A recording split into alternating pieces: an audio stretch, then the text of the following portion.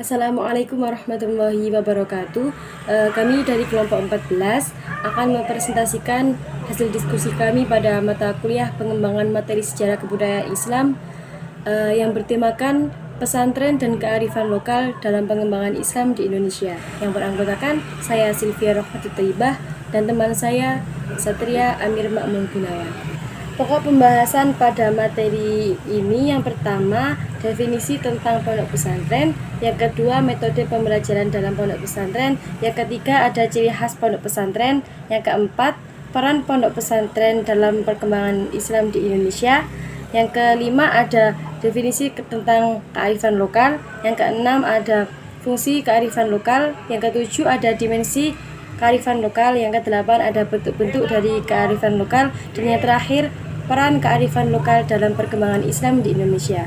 Di sini saya akan menjelaskan tentang 2 poin utama di makalah kami. Yang pertama yaitu dari definisi pesantren. Jadi kata pondok sendiri berasal dari bahasa Arab yaitu funduk yang berarti hotel.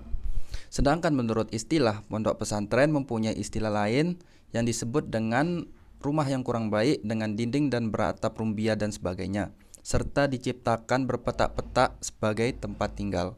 Nah, sedangkan kata pesantren sendiri berasal dari kata santri dengan menambahkan imbuhan kata pe di awal dan di akhir an. Di akhir yang bermakna asrama atau tempat tinggal santri untuk belajar dan mengaji. Kemudian pondok pesantren terlahir dari suatu bentuk kearifan lokal yang bertahan dengan eksistensinya selama berabad-abad. Adapun demikian, seiring berkembangnya zaman telah menuntut pondok pesantren untuk melaksanakan berbagai macam perubahan.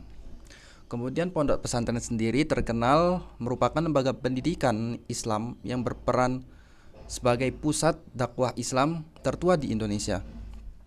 Lalu bidang kajian yang disajikan di pondok pesantren, yang diterapkan di pondok pesantren, yakni bidang ilmu agama serta pola interaksi pendidikan yang dikembangkan di pondok pesantren yang berfokus kepada pembinaan spiritual, mental, dan hubungan sosial kemasyarakatan. Kemudian ada metode pembelajaran yang terdapat di pondok pesantren, yakni metode pembelajaran yang diterapkan di pondok pesantren, yakni yang paling utama yaitu sistem weton dan bandongan. Nah, dalam penerapan sistem ini para santri mendengarkan kiai yang sedang membaca, menerjemahkan dan menafsirkan kitab-kitab atau buku-buku Islam yang berbahasa Arab, dan setiap santri nantinya harus memiliki sebuah buku catatan dan dicatat masing-masing di buku catatannya. Nah, di pondok pesantren juga terdapat metode sorogan. Nah, akan tetapi metode ini hanya diterapkan kepada para santri baru yang lebih membutuhkan bimbingan individual secara intens. Kemudian ada ciri khas pondok pesantren. Yang poin pertama yaitu ada masjid. Nah, masjid sendiri sebagai pusat pembelajaran di pondok pesantren, yang dimana pembelajarannya yang dilaksanakan bervariasi. Di antaranya ada pembelajaran kitab kuning, praktek khutbah, dan sebagainya. Jadi kedudukan masjid di pondok pesantren ini sebagai pusat pendidikan pondok pesantren dan merupakan perwujudan secara universal dari sistem pendidikan nasional. Kemudian ada poin yang kedua yakni kiai. Kiai sendiri mempunyai kedudukan esensial di dalam pesantren. Nah, kepribadian yang dimiliki oleh seorang kiai dapat menentukan perkembangan yang dialami oleh pondok pesantren sendiri. Jadi, maka hal tersebut menjadikan seorang kiai memiliki kedudukan sentral di dalam pondok pesantren. Dan kemudian ada santri. Nah, santri sendiri merupakan komponen penting yang terdapat di dalam pondok pesantren. Nah, pasalnya dalam pengertian pondok pesantren, yakni seorang yang alim mendapatkan gelar kiai jika ia mampu mempunyai pesantren dan memiliki santri yang tinggal di dalamnya untuk belajar mendalami pelajaran kitab-kitab kuning. Dan kemudian ada pembelajaran kitab kuning. Nah, adanya pembelajaran kitab kuning berbahasa Arab menjadi suatu ciri khas tersendiri ya bagi pondok pesantren. Nah, karena pembelajaran tersebut banyak mengkaji ilmu-ilmu agama Islam yang dibutuhkan untuk para santri, yang dimana kitab-kitab berbahasa Arab tersebut tidak semestinya disingkirkan dalam kurikulum pendidikan pesantren. Dan kemudian yang terakhir yakni asrama. Asrama sendiri yakni dibangun di pondok pesantren sebagai ciri khasnya yang dimiliki di dalam tradisi pesantren. Nah, pendidikan di asrama pesantren menekankan kemandirian yang dijalani oleh para santri. Dan kemudian di sisi lain, sistem asrama menjadikan para santri memiliki kepribadian taat dan peduli antar sesama, yang dimana hal tersebut mempunyai indikator pada sifat para santri yang nantinya memiliki kepedulian terhadap sesama, kemudian berakhlak terpuji serta meringankan beban antar sesama.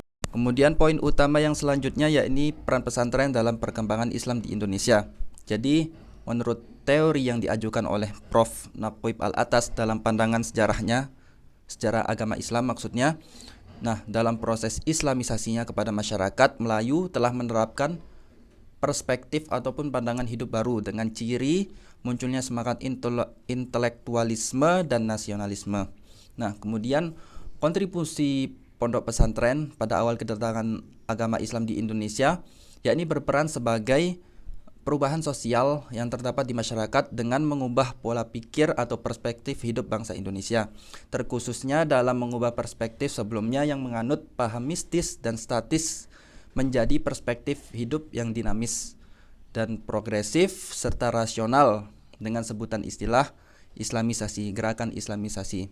Nah, lembaga dakwah sendiri memiliki kontribusi besar dalam bagi bangsa Indonesia dan berperan penting dalam penyebaran agama Islam pada wilayah Indonesia pada saat itu. Nah, faktanya telah terbuktikan bahwasanya pondok pesantren menjadi suatu kekuatan umat Islam yang menyatukan spiritual dan telah terorganisir dengan baik dalam mencapai tujuan dakwahnya. Dan kemudian dakwah melalui sarana pesantren itu harus mutlak sebagai ikhtiar dalam penyebaran agama Islam kepada masyarakat yang bertujuan untuk mencapai kebahagiaan di dunia maupun di akhirat. Dan dalam sejarahnya juga, sejarah penyebaran agama Islam di Indonesia, berbagai pondok pesantren telah menunjukkan eksistensinya dalam menyebarkan agama Islam. Beberapa di antaranya yaitu ada pondok pesantren Giri yang ada di daerah Gresik, menjadi pesantren yang berperan penting dalam penyebaran agama Islam ke berbagai wilayah penjuru Nusantara dalam peradabannya. Ada lagi pondok pesantren Ampel Denta yang menjadi pondok pesantren yang telah mencetak para wali yang menyebarkan Islam di Pulau Jawa yang biasa disebut Wali Songo yang terkenal pada masa itu. Lalu ada pondok pesantren, nah perlu diketahui bahwasanya pondok pesantren Giri terdapat santri yang bernama Datuk Ribandang yang dimana beliau telah mampu membawa peradaban Islam ke tanah masyarakat dan wilayah Indonesia bagian timur lainnya. Dan kemudian lahirlah seorang tokoh yang bernama Syekh Yusuf yang menjadi ulama besar dan tokoh bangsa yang terkenal di daerah masyarakat. Mohon maaf, di wilayah Makassar. Kemudian kontribusi pondok pesantren sendiri pada masa itu juga bertugas untuk meluruskan pemahaman dan membebaskan manusia agar terhindar dari keterbelakangan, serta berupaya untuk mencerdaskan kehidupan bangsa dan menjadi awal pencerahan bagi bangsa Indonesia untuk memulai menjalankan pendidikan keagamaan dan pendidikan kewarganegaraan serta pendidikan masyarakat. Nah, pendidikan yang terdapat di pesantren sendiri juga telah mampu membuka akses kultural secara luas dengan dunia luar. Mungkin itu materi yang bisa saya sampaikan. Baik, di sini saya akan menjelaskan tentang pengertian kearifan lokal. Jadi, secara bahasa, kearifan lokal ini sering disebut dengan istilah local wisdom, di mana dari pengertian tersebut terdiri dari dua kata. Yang pertama, wisdom yang artinya kearifan, dan yang kedua, lokal yang artinya lokal. Nah, dari kedua kata tersebut digabung dan memiliki arti yaitu usaha manusia dengan menggunakan akal budinya untuk bertindak dan bersikap terhadap suatu objek atau segala sesuatu yang terjadi di ruang itu sendiri.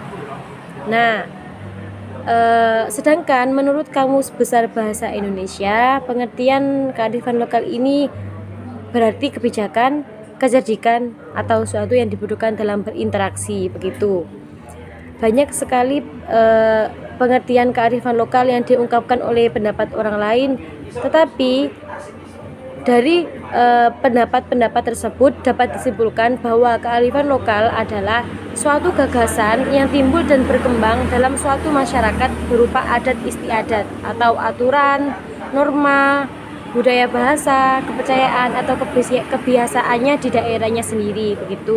Selanjutnya materi tentang fungsi kearifan lokal. Jadi kearifan lokal ini adalah suatu kebenaran yang ada dalam daerahnya sendiri-sendiri atau yang disebut dengan istilah adat istiadat, di mana kearifan lokal ini memiliki kandungan nilai yang sangat tinggi dan perlu digali dan juga dikembangkan. Jadi intinya kearifan lokal ini adalah pegangan hidup meskipun bernilai lokal, tapi di dalamnya sudah dianggap sangat universal.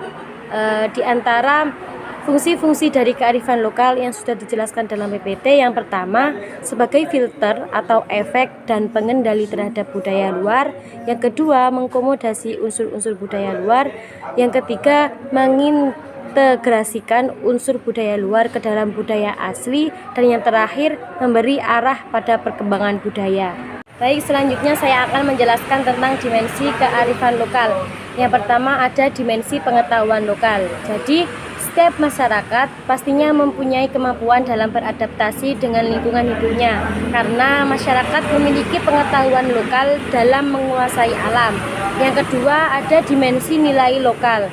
Setiap masyarakat pastinya memiliki aturan atau yang disebut dengan nilai-nilai lokal yang sudah disepakati bersama dalam setiap anggota, dan hal itu harus ditaati. Tetapi nilai lokal itu dapat berubah sesuai dengan kemajuan masyarakat itu sendiri. Yang ketiga ada dimensi keterampilan lokal. Setiap masyarakat pastinya mempunyai kemampuan bertahan hidup untuk memenuhi kebutuhannya masing-masing atau yang disebut dengan istilah ekonomi substansi. Yang keempat ada dimensi sumber daya lokal.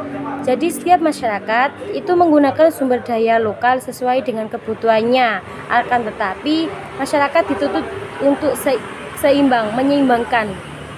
menyeimbangkan keseimbangan alam. Suatu tidak berdampak bahaya nantinya begitu. Terus yang kelima ada dimensi mekanisme pengambilan keputusan lokal. Setiap masyarakat memiliki pemerintahan lokal sendiri atau yang disebut dengan pemerintahan kesukuan. Yang terakhir ada dimensi solidaritas kelompok lokal. Jadi di mana manusia adalah makhluk sosial yang tidak bisa hidup sendiri tanpa bantuan orang lain. Baik, selanjutnya ada bentuk-bentuk dari kearifan lokal.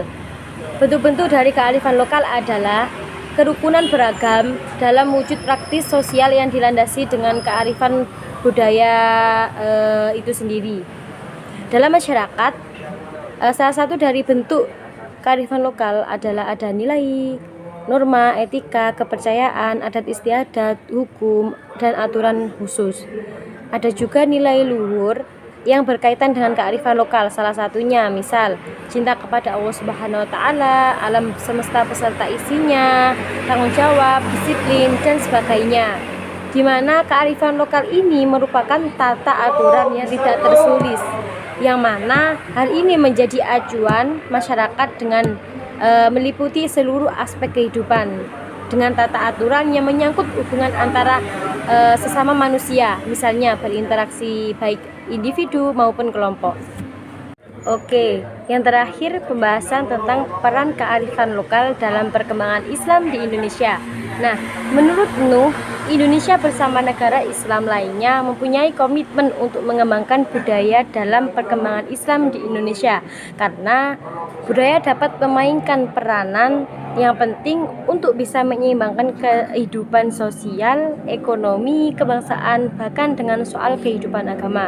Nah, Nuh ini mengatakan Indonesia ini mempunyai pengalaman dalam menggunakan kebudayaan sebagai bahan pemersatu, yaitu dengan cara merawat warisan budaya, mengembangkan budaya dengan mengikuti perkembangan zamannya. Selain itu, budaya juga memiliki manfaat yang banyak. Itu tadi presentasi dari kelompok 14. Apabila dari awal hingga akhir ada salah kata baik sengaja maupun tidak sengaja, kami mohon maaf yang sebesar-besarnya. Akhirul kalam, wallahu muwaffiq ila aqwamit thoriq. Wassalamualaikum warahmatullahi wabarakatuh.